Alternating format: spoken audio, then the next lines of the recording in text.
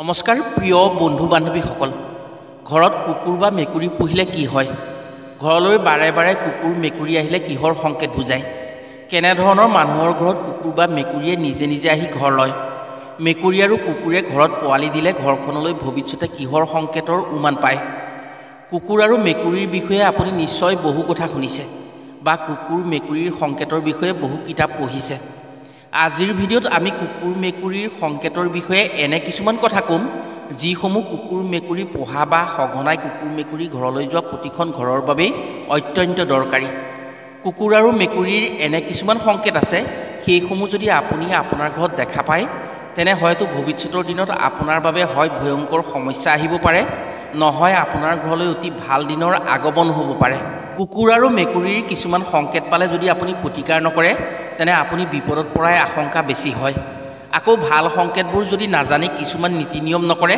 তেনে আপোনাৰ ঘৰলৈ বা আপোনাৰ সৌভাগ্যলৈ অহা ভাগ্যৰ ফলপ্ৰাপ্তি নহয় সেয়েহে যদি আপোনাৰ ঘৰলৈ কুকুৰ বা মেকুৰী আহি থাকে বা আপোনাৰ ঘৰত কুকুৰ মেকুৰী পোহে আজিৰ ভিডিঅ'টো আপোনাৰ বাবে অত্যন্ত দৰকাৰী ভিডিঅ' আজিৰ ভিডিঅ'টো শেষলৈকে চালে আপুনি নিশ্চয় বহু ক্ষেত্ৰতেই উপকৃত হ'ব পাৰিব শাস্ত্ৰমতে প্ৰতিখন ঘৰলৈ মেকুৰী বা কুকুৰৰ আগমন হয় যিখন ঘৰলৈ কুকুৰ মেকুৰী বা পশু পক্ষীৰ আগমন নহয় সেইখন ঘৰত ভয়ংকৰ ঋণাত্মক শক্তিৰ উৎস থাকে কুকুৰ মেকুৰী বা জীৱ জন্তুৱে সেইসকলৰ ঘৰলৈহে যায় যিজনৰ হৃদয়ত বা অন্তৰত অলপ হ'লেও ভগৱানৰ প্ৰতি সদ্ভাৱ আছে আৰু জীৱ জন্তুৰ প্ৰতি মনত সহানুভূতি বা দয়া মৰম আছে আৰু সেইসকল ব্যক্তিকেই বিপদৰ সময়ত কিছু আগজাননী বা সংকেত দিয়ে কুকুৰ মেকুৰী বা পশু পক্ষীয়ে আপুনি নিশ্চয় কেতিয়াবা দেখিছে এটি শিশুৱে যেতিয়া কিছু কথা বুজিব পৰা হয় মাত ফুটে সেই বয়সত সকলো মানুহৰ ওচৰলৈ নাযায় বহু মৰম কৰাৰ পাছতো কিছু লোকৰ সংস্পৰ্শলৈ এনে সময়ত শিশুসকল নাযায় বা যাব নোখোজে কিবা ভয় কৰে বা সেই ব্যক্তিৰ প্ৰতি তেওঁলোকে কিছু মনত আশংকা কৰে সেই ব্যক্তিয়ে ওচৰ চপাৰ লগে লগেই সেই শিশুৱে কান্দি দিয়ে শাস্ত্ৰ অনুসৰি এটা শিশুৰ 5 বছৰ বয়সলৈকে সেইখিনি গুণ থাকে যিখিনিত ভগৱানৰ শক্তি জড়িত হৈ থাকে তেওঁলোকে দেখাৰ লগে লগেই ভাল বেয়া বিচাৰ কৰিব পাৰে যেনেকৈ কুকুৰ বা মেকুৰীয়ে নিজৰ জ্ঞান শক্তিৰ বাবে সকলো কথা গম পায় ঠিক তেনেকৈ ভগৱানে দিয়া এক বিশেষ শক্তিৰ বাবে শিশুসকলেও সকলো কথাৰ উমান পায় সেয়েহে অভিজ্ঞ লোকে কয় শিশুৰ গাত ভগৱান থাকে আৰু সেই ভগৱানৰ শক্তিয়ে তেওঁলোকক বিপদৰ পৰা ৰক্ষা কৰে এবাৰ এহাল দম্পতীয়ে নিজৰ 1.5 বছৰীয়া শিশুটোক ঘৰৰ চোতালত খেলিবলৈ দি নিজে কামত ব্যস্ত আছিল এনে সময়তে এটা মেকুৰী আহি শিশুটোক খেলা চাই আছিল সৰু সৰুকৈ ৰাও দি আছিল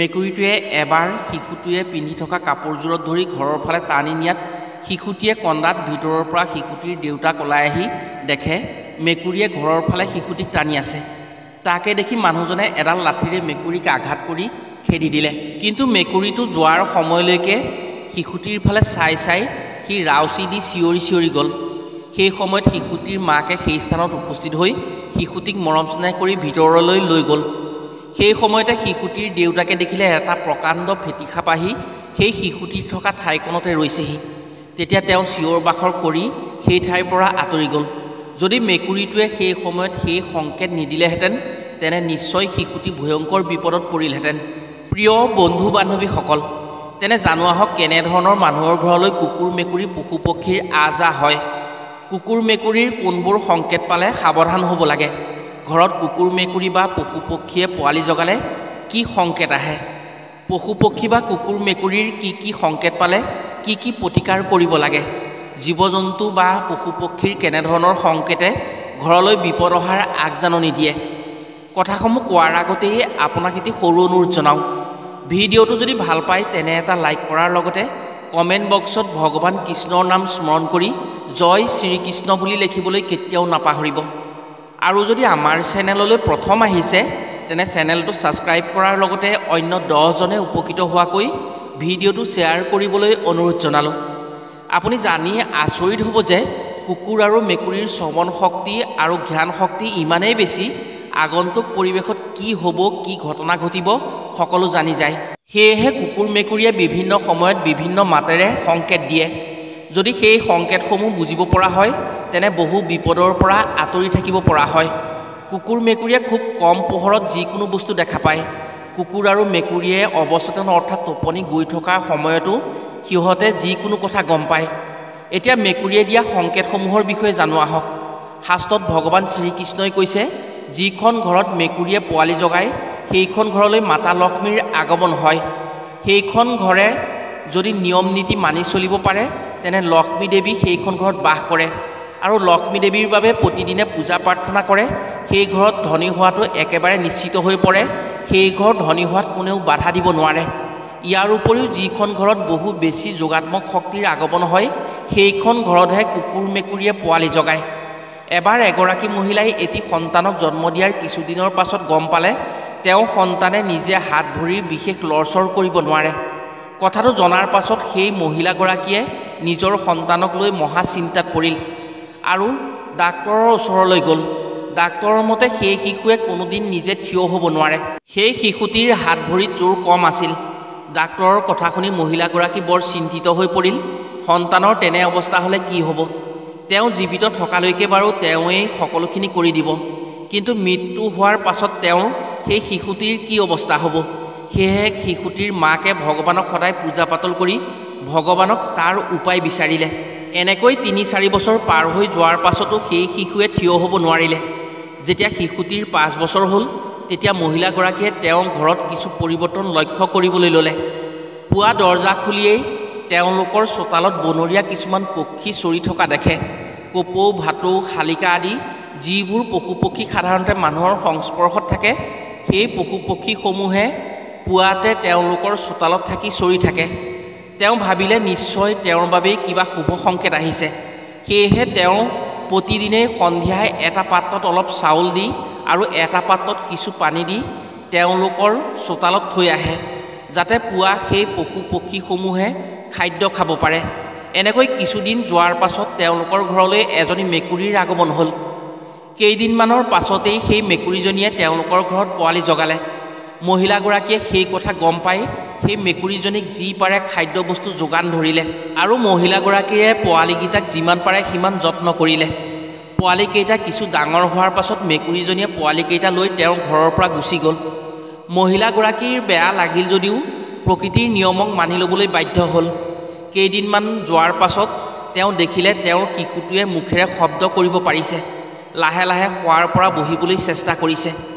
এনেকৈ 15 দিনমান যোৱাৰ পাছত শিশুটি থিয় হ'ব পৰা হ'ল আৰু লাহে লাহে কথা ক'বলৈ চেষ্টা কৰিলে। এদিন সেই শিশুৱে মাত মাতি কথা ক'ব পৰা হ'ল, নিজে খোজ চলাবলৈ ল'লে। মহিলাগৰাকীৰ ঘৰত ধন অন্নৰ অভাৱ নাইকিয়া হ'ল। নিজৰ সন্তানে খোজকাঢ়ি তেওঁক মাতিব পৰা হ'লত সেই মহিলাগৰাকীৰ অন্তৰে অন্তৰে বৰ সুখ পালে আৰু অন্তৰতে ভগৱানক অশেষ ধন্যবাদ জনালে। বহুতেই ক'ব খোজে মেকুৰী বহু অশুভ বুলি, কিন্তু যিখন ঘৰত মেকুৰীয়ে পোৱালি জগায় সেইখন ঘৰত মাতা লক্ষ্মীৰ আগমন হয়। বহুতেই কয় মেকুৰী ঘৰত পোহাটো শুভ নহয়, কিন্তু মেকুৰীৰ বহু চমৎকাৰী গুণ আছে। যদি এই চমৎকাৰী গুণসমূহৰ বিষয়ে জানে আপুনিও নিশ্চয় আচৰিত হ'ব। মেকুৰীয়ে কন্দাটো শুভ লক্ষণ নহয় বুলি কোৱা হয়। শাস্ত্ৰ অনুসৰি যদি কোনো শুভ কামত যাওঁতে মেকুৰীয়ে বাট কাটে তেনে সেয়া অশুভ বুলি ধৰা হয়। সেই কামত বহু বাধা বিঘিনি আহিব পাৰে। শাস্ত্ৰ অনুসৰি যি কামত বিপদ বিঘিনি থাকে সেই কামত মেকুৰীয়ে ৰাস্তাতে বাধা বিঘিনি দিয়ে। সেই সংকেত পায়ো যদি কোনো মানুহে সেই সংকেত নামানি যায় তেনে নিজে বিপদত পৰিব লগা হয়। যদি ক'ৰবাৰ পৰা মেকুৰী আহি আপোনাৰ ঘৰত কান্দে তেনে সেয়াও শুভ সংকেত নহয়, কাৰণ শাস্ত্ৰ অনুসৰি যিখন ঘৰলৈ বিপদ বিঘিনি বা দুখ কষ্ট আহে মেকুৰীয়ে কন্দাৰ সংকেতেৰে জাননী দিয়ে যে ভৱিষ্যতৰ দিনত সেইখন ঘৰলৈ বিপদ বিঘিনি আহি আছে। সেইখন ঘৰত কোনো ব্যক্তি ভয়ংকৰ বিপদত পৰিব পাৰে। সেয়েহে শাস্ত্ৰমতে মেকুৰীয়ে কান্দিলে সদায় সাৱধান হ'ব লাগে। ঘৰত ভগৱানৰ পূজা প্ৰাৰ্থনা কৰি শুভ শক্তিৰ আগমনত সহায় কৰিব লাগে। একেৰাহে কেইবাদিনো যদি মেকুৰীয়ে সন্ধিয়া কান্দে তেনে অকাল মৃত্যু পৰ্যন্তও হ'ব পাৰে। বিশ্বাস কৰা হয় যে য'ত এটাতকৈ বেছি মেকুৰী থাকি কাজিয়া পেচাল কৰি থাকে তাত ঋণাত্মক শক্তিৰ প্ৰভাৱ থাকে। যদি মাজ ৰাতি ঘৰত মেকুৰীয়ে উৎপাত কৰে তেনে সেইখিনি অতি অশুভ বুলি মনা হয়।